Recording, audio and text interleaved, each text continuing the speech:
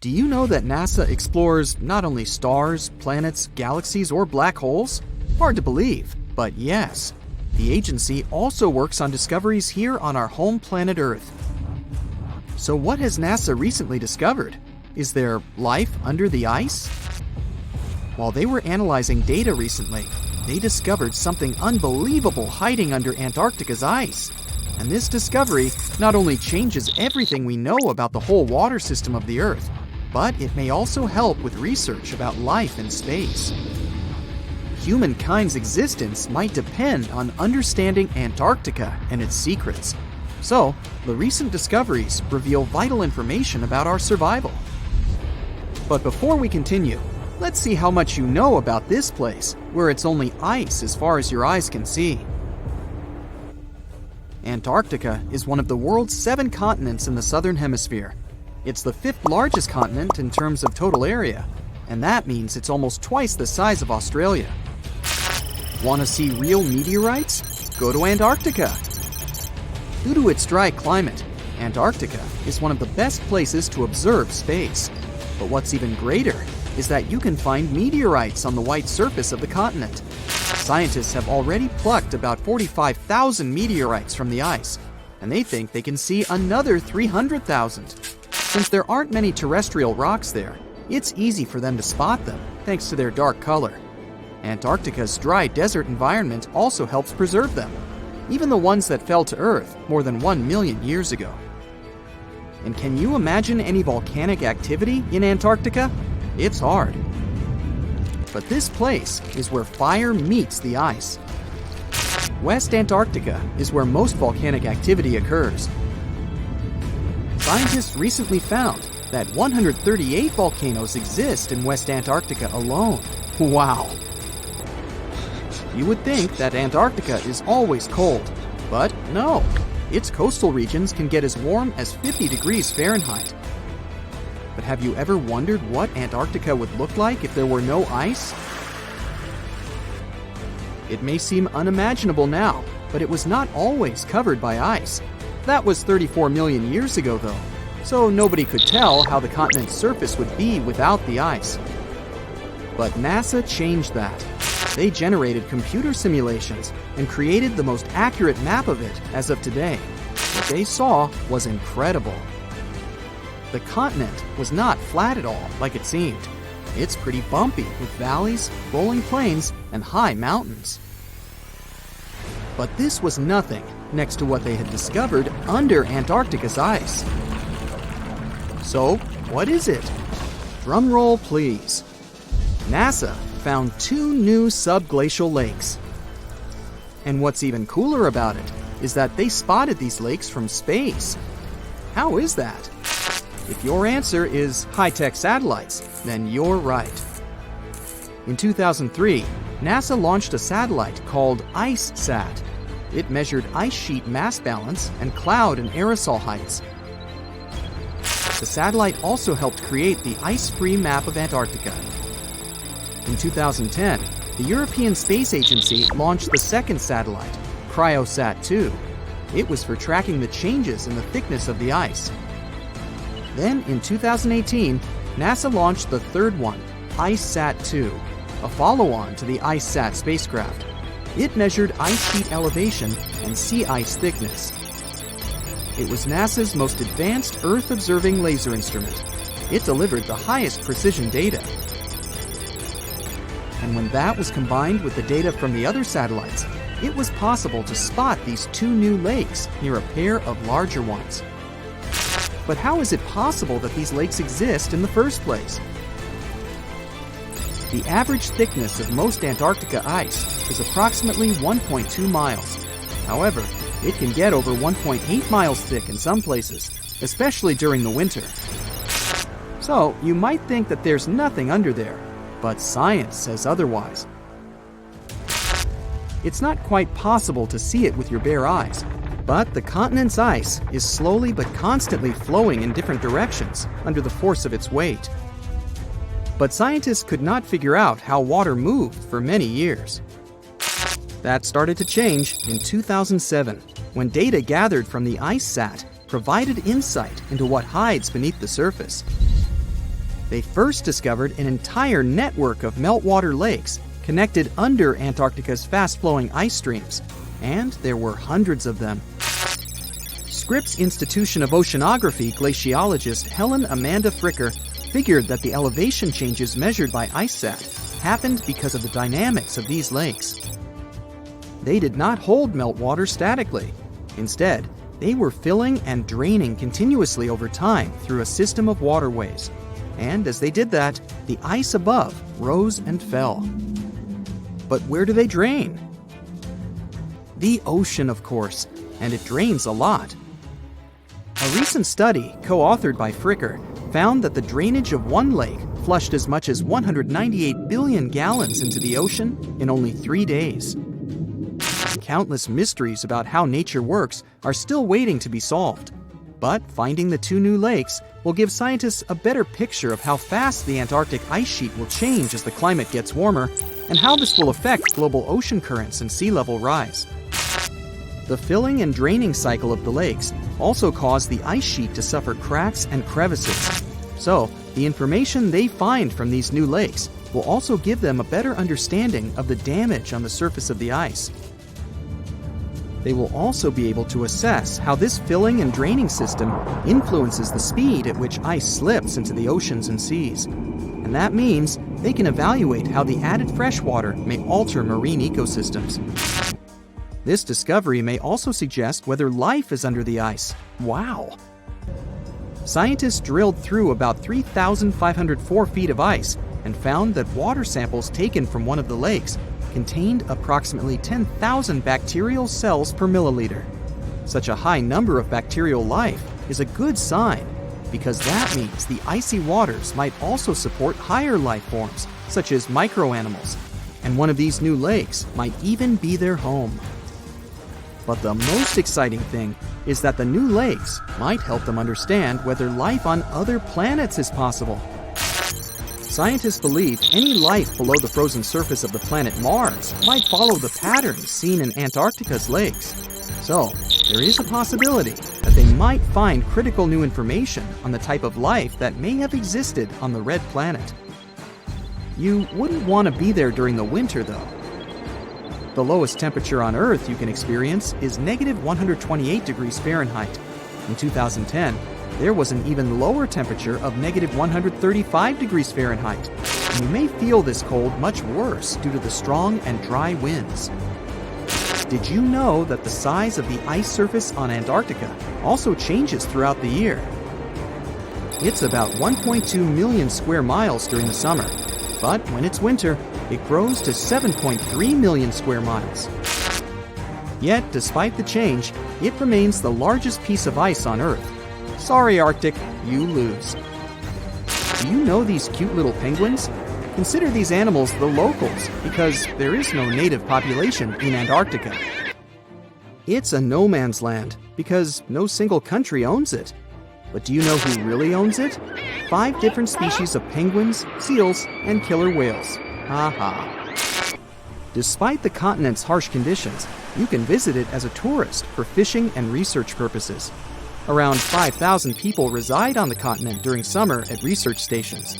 But when winter comes, the number naturally drops down to 1,000.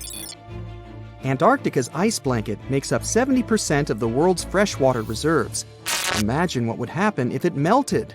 The global sea levels would be raised by almost 200. Antarctica is the most remote continent on the planet.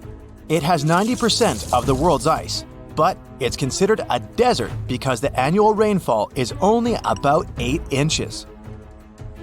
You'd probably never think it was a desert if you look at it, since it's white and full of wildlife. But Antarctica is not only what it appears to be on the surface. There is so much hidden beneath it, and even above it. Atlantis has long been a mystery for humankind. Did it ever exist? And if yes, where was it located? One of the theories supports that the Atlantean civilization could have thrived and flourished in the Antarctic continent when it was still uncovered by ice. Due to the Earth's cyclical eras, this is the periods of ice and interglacial periods.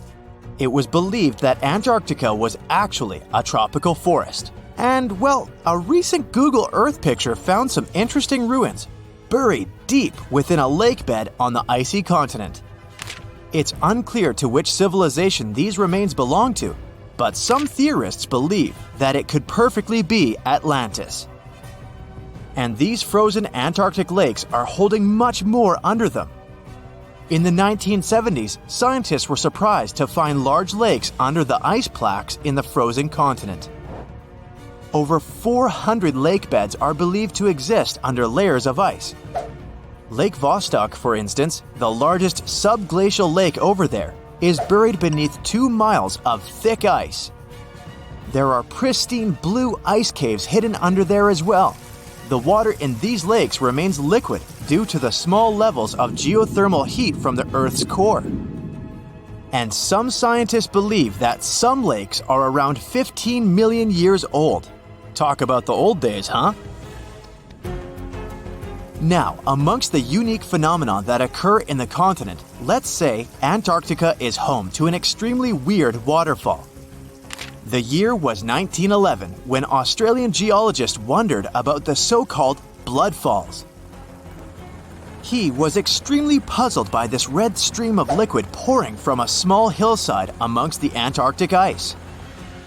After years of studying it, it was understood what caused the redness was the high iron content in the water.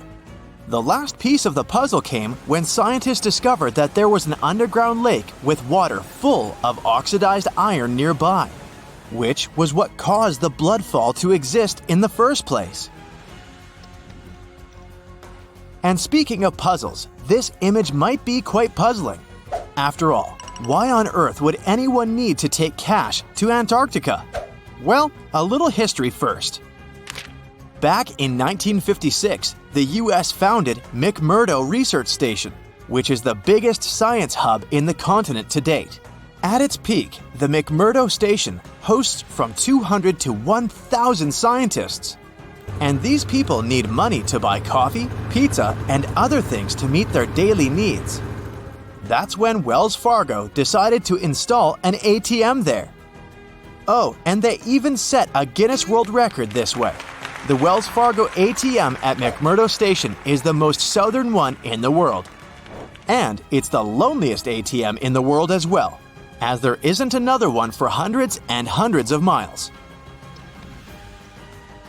The freezing temperatures in Antarctica can make the continent hostile to human life. Actually, Antarctica is the coldest, driest, and windiest continent on our planet. The average temperature along the coast is around 14 degrees Fahrenheit, but as you head towards the Antarctic hinterlands, it gets even colder than that. The interior of the continent can register temperatures of around negative 71 degrees Fahrenheit. On the bright side, these freezing conditions can account for some mesmerizing phenomena, such as ice bubbles.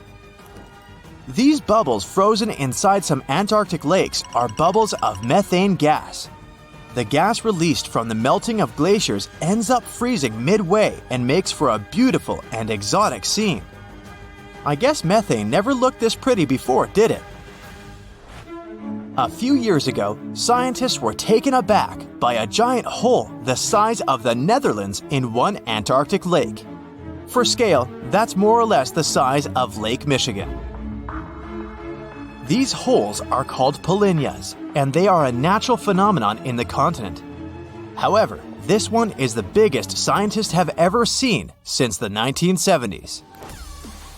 So you'll understand, polynyas are massive holes in a sea of ice. Most of them occur along the continent's coast, but this new one was found in the Weddell Sea, much farther from the shore. Scientists are still trying to understand how that happened and what its implications are for the climate in the region. There's one feature in the continent that looks completely man-made and has even sparked several theories around the world regarding its origins. I mean, this formation looks exactly like other man-made pyramids, doesn't it? The only difference is that this is actually a natural rock formation and has existed for a very long time. It was first found during an expedition in the 1910s and was kept secret ever since. It was nicknamed Pyramid, but its correct scientific name is Nunatak, which is simply a peak of rock sticking out above a glacier or an ice sheet. There are other famous peaks that look pyramid-shaped, such as the Matterhorn in Switzerland. So no, this really isn't a human construction. We're sure of it. And the list of fascinating discoveries on the ice continent goes on. An artificial intelligence program was analyzing a set of data on Antarctica when it came across a stunning discovery. There may be up to 300,000 undiscovered meteorites to be found in the icy field of the continent. The truth is, meteorites have been falling on the continent for millions of years, but it was only 110 years ago that the first one was found. And guess what? Recently, researchers found a Martian meteorite in East Antarctica. It was the biggest one found in the last 25 years, and it weighed about 165 pounds. Now, usually fire and ice are rather a tricky combination, so I'm guessing you wouldn't say that Antarctica hosts an active volcano, right? But it does. The volcano, known as Mount Erebus, is the southernmost active volcano in the world with liquid magma and lava boiling for eons. Actually, Mount Erebus has been active for over 1 million years, and it's Antarctica's second highest volcano with a height of 12,000 feet. We've mentioned before that Antarctica wasn't always icy, but could you imagine a huge rainforest covering the entire continent? This isn't science fiction, it's actually true. Leaf impressions and fossilized wood clearly show signs of tropical trees in the region. Fossil research has also revealed something magnificent. Antarctica is home to the oldest worm in the world. According to National Geographic, sperm fossils found in Antarctica reveal a long-extinct species of worm that is around 50 million years old. Scientists claim that this discovery is beyond important to studying some evolutionary relationships and say that this was only possible due to the freezing of such samples for thousands of years. Antarctica is a continent rich in biodiversity. Penguins, polar bears, and seals are just some of the animals we know that exist down there. But there is also a rare and fascinating species of fish that inhabits Antarctic waters. Popularly known as the see-through fish, this species is as bizarre as it is beautiful. This fish had to adapt to survive the cold water temperature in Antarctica, so much so that it evolved into a unique being. As well as a transparent body, this fish has transparent blood, making it completely see-through. This is because they lack the protein hemoglobin, which gives blood its red color. Pretty neat, huh? When you think of Antarctica, you probably think of icebergs, right? So here are some fun facts about it. Did you know that icebergs have a lifespan of about 3,000 years? And that together with Greenland, Antarctica is one of the world's primary sources of icebergs. Icebergs can reach 600 to 700 feet below the surface of the water, and around 90% of an iceberg is hidden underwater. That's where the expression "tip of the iceberg" comes from. We've all dreamed of visiting the Arctic and witnessing the natural wonders of polar bears frolicking on ice floes or the aurora borealis dancing across the sky. Well, sorry to break it to you, but you won't find any tourists flocking to Antarctica anytime soon. Why, you may ask? Let's dive into it. First off, where is Antarctica? It's located in the southern hemisphere, specifically at the South Pole. The Southern Ocean surrounds it, and most of the continent is covered by ice, making it one of the most remote and frigid places on Earth. Now, have you ever met someone who's visited Antarctica? Probably not. It's one of the least visited places on the planet, and only a handful of lucky explorers have seen its interior, which is mostly made up of glaciers and ice fields. But trust me when I say the wildlife and scenery are out of this world. Why shouldn't you travel to Antarctica? Well, for starters, the environment is incredibly fragile and can be easily damaged. Plus, there are no native human populations on the continent, So your travels would essentially be like visiting an uninhabited island. And let's not forget that it's also one of the most expensive destinations to travel to. Despite all that, Antarctica is not exactly guarded like a fortress, but there is an international agreement called the Antarctic Treaty. This treaty was negotiated to prevent any unwanted activity on the continent and bans some forms of testing done there by member states. But the primary reason we can't just waltz into Antarctica is that it has a delicate ecosystem that needs protection. The treaty states that Antarctica should be used for peaceful purposes only and should be free from any human activity that could harm the environment. Scientists are still learning about the continent's unique ecosystem, and our activity and machines could disrupt the delicate balance that exists there. If you're still itching to go to Antarctica, getting permission isn't exactly a walk in the park. U.S. citizens, for example, need to complete a special form and send it to the Office of Ocean and Polar Affairs. And once you're there, you'll need to follow some strict guidelines to protect the environment, like not disturbing any wildlife or taking souvenirs like rocks, plants, or animals. Now, technically, can you live in Antarctica? While there are no laws banning people from living there permanently, it's a very inhospitable environment and unsuitable for human habitation. Temperatures can reach -76 degrees Fahrenheit and below, making it nearly impossible for anyone to survive without the proper equipment and experience. Plus, the nearest piece of land is over 1,000 miles away, making any inhabitants completely cut off from the rest of the world. Who knows? Maybe one day we'll get the chance to visit this unique and fascinating continent. But until then, let's admire it from afar. Let's now talk a bit about the discovery of Antarctica. Unlike other places that were already inhabited, Antarctica never had a native human population. Ancient Greek philosophers had an idea about the continent and called it Antarctos, meaning opposite the bear. The bears it refers to are not the polar ones, though, but rather the Great and Little Bear constellations, which are only observable in the northern hemisphere. As a result, the term signifies the opposite of the land of the bear. Whaling and sealing voyages in the late 1700s and early 1800s would venture further south when rounding Cape Horn at the tip of South America. It was known that going further south often meant stronger winds, but also the risk of hitting floating ice of all sizes and of winds and seas that could prove dangerous to the ship and crew. Captain James Cook was the first to cross the Antarctic Circle on January 17, 1773, in the Ross Sea region. He reached a point further north a year later, and though he didn't sight land, he came to within 50 miles and saw deposits of rock held in icebergs, indicating that a more southerly land existed. The first sighting of Antarctica is widely acknowledged to have taken place in January of 1820, during the voyage of two ships under the command of Captain Fabian Gottlieb von Bellingshausen, as part of a 2-year exploratory expedition around the world to discover new lands. The captain's ships were the first to have crossed the Antarctic Circle since Cook.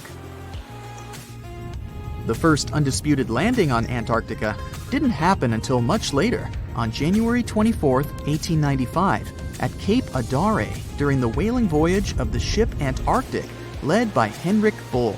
A small boat with 6 or possibly 7 men on board rowed ashore during calm conditions. You might not believe it, but Antarctica is actually a desert. With all that ice, you'd think it'd be like a winter wonderland with snowball fights and hot cocoa all day long. When we think of deserts, we picture camels and cacti and people struggling to find water. But in Antarctica, it's a whole different story. The struggle isn't to find water, it's to find anything that's not covered in ice.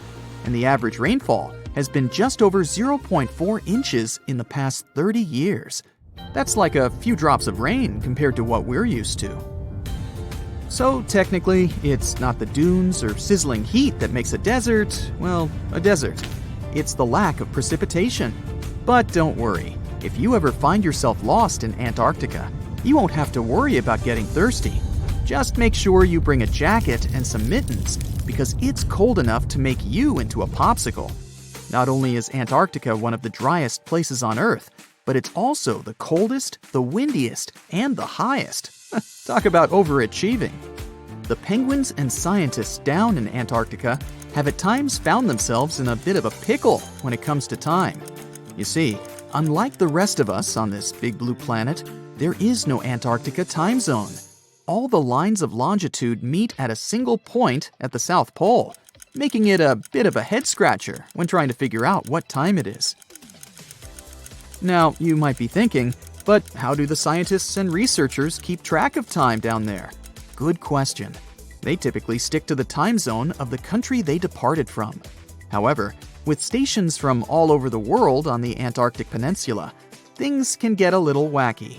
Imagine trying to coordinate with your neighboring countries without accidentally waking them up in the middle of the night.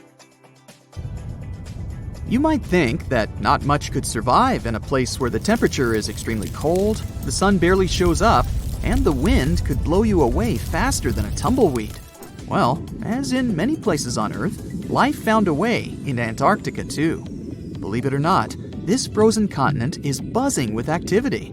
It's home to billions of krill, which in turn attract lots of seals and more penguins than you can shake a fish at. But don't let their cute and cuddly appearance fool you. Penguins are the ultimate swimmers, with streamlined bodies that would make Olympic medal winners jealous. They come ashore to breed and chill, but their real talent is stealing pebbles from each other and forming mathematically precise huddles to stay warm. Antarctica is also home to the largest species of penguin on Earth. It's called the emperor penguin. Sure, these creatures are flightless birds, but that doesn't mean they can't jump. In fact, some of them can leap up to 120 inches. And let's not forget about the seals. With their furry bodies and special songs, these marine mammals are protected by the Antarctic Treaty, and they're thriving in the cool waters of the Southern Ocean too. But the real stars of the show are the whales. During the Antarctic summer, these huge creatures show up in droves to chow down on the abundant krill. It's indeed like a whale. There's not much to do in Antarctica except scientific work. You could check out the wildlife, like some cute penguins and seals, and you'd get to see the occasional whale swimming around. Antarctica is one of the biggest lands out there that's only inhabited by scientists and researchers from all over the world. These scientists dug a hole through some pretty thick ice to study the ancient air and how the atmosphere cleans itself. They used a special drill and dug a clean cylindrical hole 450 feet below the surface. Some of this ice can be up to 800,000 years old and is a good indicator of what the climate was like in the past. It's like checking out tree rings to determine how old a certain tree is, except it's more complicated than that. After the effortless digging, they decided to drop some ice to the bottom of the hole to see what would happen next. They heard some really unusual sounds.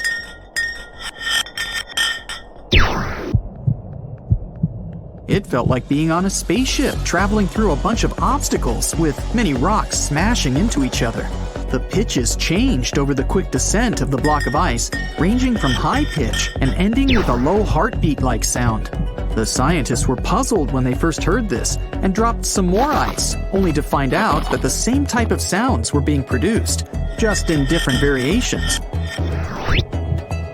They couldn't tell what was down there, and, more importantly, why these kinds of sounds were produced.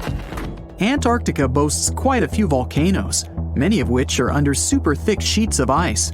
Scientists discovered 91 volcanoes and claimed there could be more, potentially making it the most extensive volcanic region in the world. While they were doing regular scientific research, they came across many unmistakable large cone-shaped figures underground. Some were as deep as 2 miles in the ice. Some of the peaks were over 3,000 feet tall and dozens of miles across. But on the surface, it's as plain as a sheet of paper. They may have dropped that block of ice inside an actual volcano that they were standing on, but it's unlikely. Even though the underground volcano presence was discovered by accident, there's a small chance they were actually standing on one where they had their workstation set up. It's more likely that they worked in an area where studying ancient climates is easier and less dangerous than other places. They collect ice samples and study them in a lab. It's like discovering a prehistoric insect embedded in amber millions of years ago when dinosaurs used to roam the land. But instead of little bugs, scientists study ancient dust, air bubbles, sea salts, volcanic ash, and anything else that may have come from the environment. They can practically tell how the climate was during that time. These ice samples might show that Antarctica's western ice sheet melted when the Earth's climate warmed up. If it did, then it's likely to happen again. That would mean sea levels rising, affecting coastal cities and small remote islands. But scientists aren't sure it's true, despite some evidence to back it up. The process of studying ice samples can take a week or even a year, depending on what they find. They crush or melt the sample bit by bit. And like those tree rings, the deeper the layer, the further we go back in time. In order to study ancient bubbles trapped in ice, researchers have to crush the samples under a vacuum hood to keep the air out while extracting the air and putting it in vials. There are various instruments and devices to study the ice samples, but because it's so sensitive to damage, each measurement must be in a clean room setting so that nothing gets compromised. The scientists have to wear proper bodysuits and many layers of gloves and constantly get ventilated. Even something as tiny and insignificant as a fingerprint can ruin a sample. They look for certain patterns to see changes in the atmosphere's composition and temperature. But dropping a few blocks of ice down a hole wouldn't be so bad. The reason why it made such a peculiar sound is the same reason why a moving car sounds different when it's honking than when it's stationary. The scientific word for it is the Doppler effect. It's an obvious change in the frequency of a wave with respect to an observer who is moving relative to the wave source. The effect doesn't mean the frequency of the sound changes, it just shifts. And this can be said about other types of waves, like water and light. But sound waves are the most popular ones when it comes to the Doppler effect. So, when the scientists dropped the ice block down the bottom of the hole, the sound waves traveled back up and bounced around the narrow tube where they drilled. That's why they got the pew pew sound. Let's not forget that this ice block traveled 450 feet beneath us. Oil ships dig holes in the oceanic crust that go thousands of feet beneath the Earth. The Kola Super Deep Borehole in Russia is the deepest hole ever made by humans. It goes more than 40,000 feet below the surface and took almost 20 years to reach 7.5 miles. Below it is only half the distance to the mantle. In terms of the whole Earth, this very deep hole is literally scratching the surface. This wasn't a hole to dig for oil, and wasn't in the ocean either. The drilling was stopped in 1992 when the engineers found out that the temperatures were 100 degrees Fahrenheit higher than they predicted. And then it was abandoned, and it's just been a barren hole now. But that's the closest we've dug to the center of the planet. The scary thing is that some of the workers on the site could hear voices coming from within. All the way in Yemen, an ancient hole exists in Barhout, in the east of the country in the middle of the desert. It's actually closer to Oman than to the capital Sana'a. This hole has puzzled experts and locals. Unlike the holes in Russia and Antarctica, this wasn't man-made. Or was it? It's been around for many years, and the locals try to steer away from it. They don't even like talking about it, since they claim it brings bad luck to those around it, or to whoever utters its name. They claim it was created as a prison for spirits, but many rule that out. The hole is 98 feet wide and somewhere between 330 to 650 feet deep. You can also hear strange sounds coming from the inside. But according to some scientists, the well has little to no ventilation and barely has any oxygen down there. So it's unlikely that anyone or anything lives down there. The Challenger Deep in the Mariana Trench caught some low-pitched grumble sounds in March of 2016. Some of these grumbles were followed by screeches. They caught these sounds in a span of weeks, using a titanium-encased microphone so that the immense pressure of the lowest point on Earth wouldn't crush it. They had to lower it slowly as well, since it's 1,000 times the atmospheric pressure at sea level. for 23 whole days. The microphone recorded typical sounds of whales passing by and boats sailing across from above, and even rumbles of nearby earthquakes, but they still couldn't determine what caused those initial sounds. The researchers couldn't understand if the noise from the bottom of the Mariana Trench was caused by humans or was natural. They also wanted to know if these sounds affected marine life, like dolphins and whales that rely on echolocation. They still can't figure it out, but scientists estimate that the ocean is about 10 times noisier than it was 50 years ago.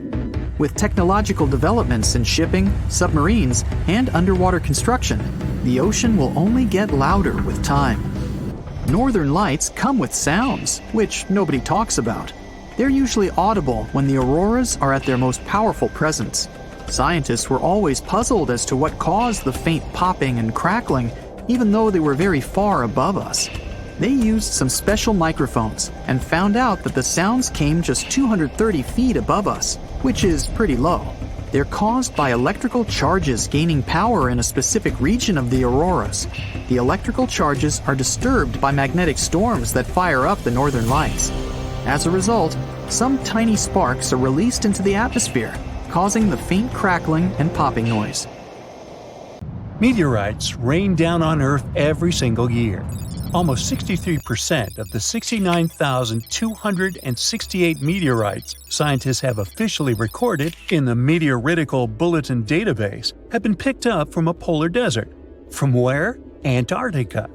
It's technically a desert because it gets little precipitation. The continent receives an average equivalent of about 6 inches of water annually, mostly from snow. The interior parts are even drier. Not much action happens to meteorites there. Deserts are like safe storage closets for them, and it's easier to spot meteorites there. In total, there are around 42,000 meteorites in Antarctica. Most of them have been spotted since 1976. The Sahara Desert in Africa isn't far behind. Nomads and treasure hunters have discovered over 14,000 meteorites there, especially since 1995. Then there's the Arabian Peninsula, mainly Oman, where they've unearthed about 4,200 meteorites.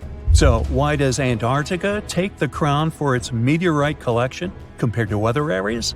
It's not because more meteorites land there. Statistically, they can land anywhere.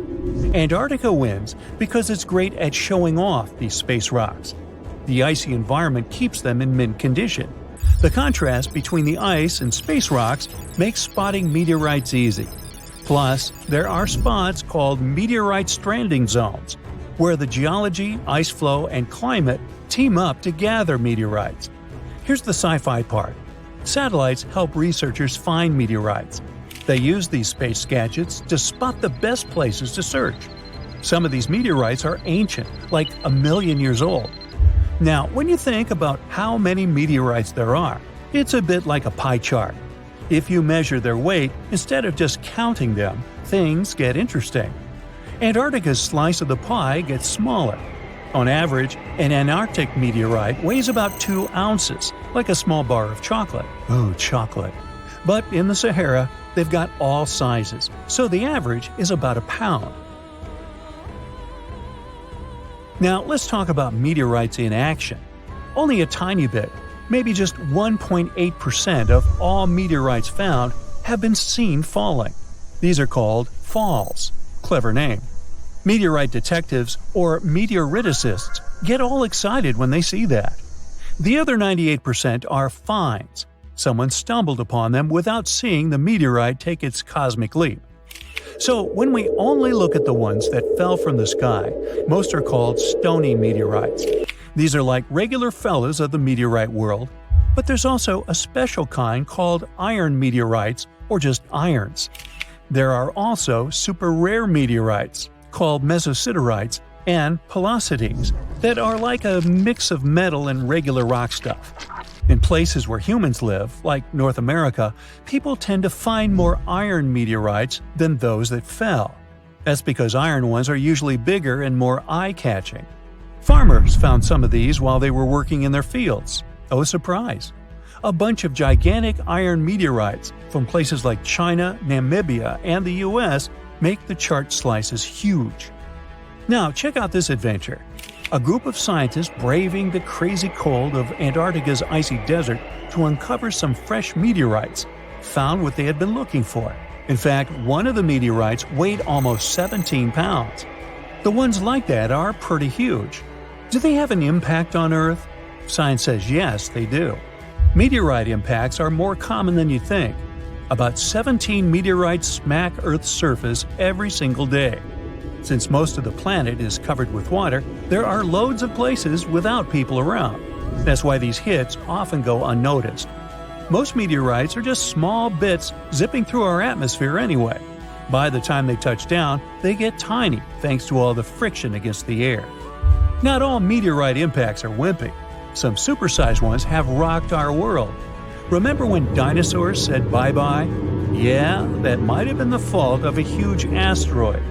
These meteorite hits are random, and they happen all the time. Scientists have uncovered evidence of a massive meteor impact even before the famous dinosaur wipeout. This impact is thought to have triggered the biggest extinction event in Earth's history. The 300-mile-wide impact crater is chilling over a mile beneath the East Antarctic ice sheet. This mega event occurred about 250 million years ago. The epicenter of the crater is in the Wilkes-Land area of East Antarctica. It might have started the breakup of the Gondwana supercontinent. It was a big landmass that included parts of what are now South America, Africa, Antarctica, Australia, and more.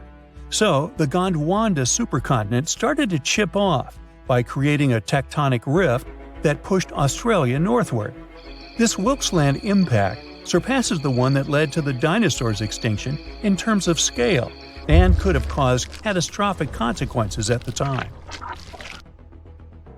The Hoba meteorite is a huge chunk of space stuff chilling on Earth. It crash-landed about 80,000 years ago in Namibia. The thing is a heavyweight, like twice the size of the next biggest meteorite ever found. Interestingly, it also has a weird flat shape. Nobody's moved it since it fell, so we really don't know how deep it's hidden. But experts think it skidded along ground like a stone skipping on a lake because it landed at an angle. That's why it didn't leave a big crater when it hit the ground. And it was discovered by chance. A farmer found the world's biggest single meteorite. He was plowing his field with an ox and a regular plow. Suddenly, he heard a scraping noise. It was the metal plow meeting the iron meteorite. The Mosi meteorite from Tanzania has been staying underground for centuries before scientists gave it a proper look. The locals loved this space gem, calling it Commando. It was known in town for generations.